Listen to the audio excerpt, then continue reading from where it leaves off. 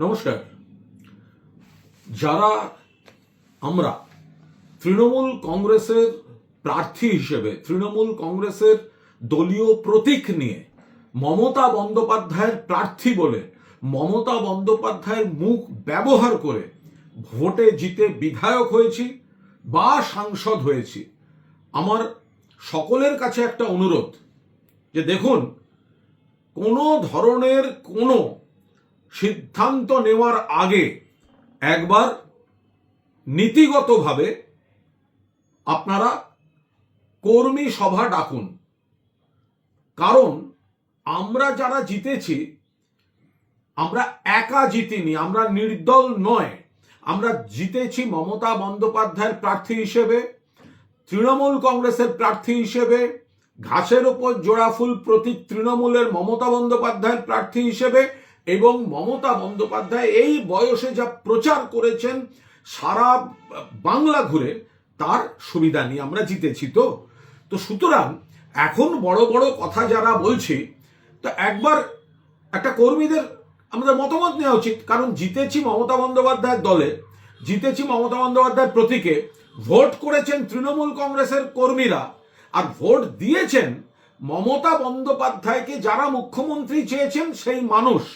মাঝখান থেকে আমরা ভোটের পর বিরোধী দলে এসেছি, এখন সবার বিলম্বিত বিবেক জাগরণ হচ্ছে। তো যদি দল খারাপ হয়, যদি দম বন্ধ হয়, আমাদেরও কিছু বক্তব্য আছে, 100% আছে, অভিযোগ আছে, কিন্তু ভোটটায় আমরা বিরোধী পক্ষে আসার পর এখন কথা কেন?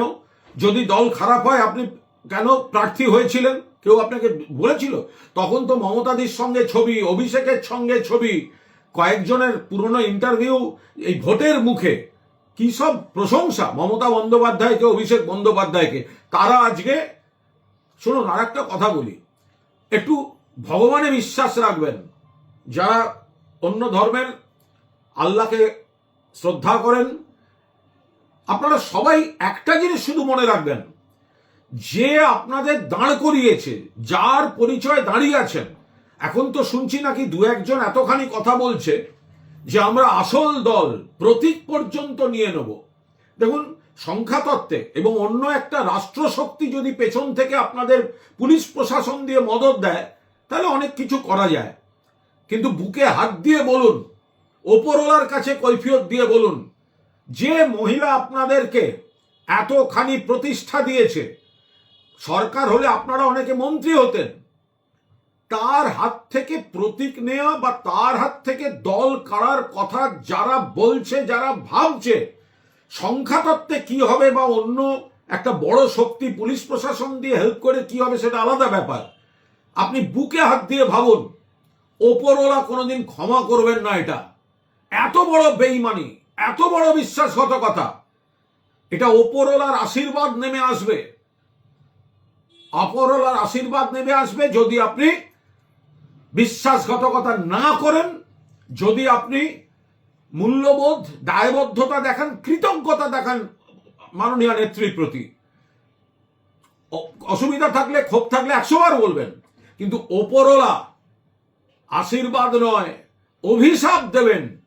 যদি যিনি সৃষ্টি করেছেন, আমরা আজকে বিধানসভার ভবনটায় যেতে পেরেছি আমাদেরকে এমএলএ করেছেন বলে মমতা বন্দ্যোপাধ্যায়, আমরা সংসদে যেতে পেরেছি, সংসদে মমতা বন্দ্যোপাধ্যায় সাংসদ করেছেন। আজকে আমরা বলছি দল কেড়ে নেব, সিম্বল কেড়ে নেব।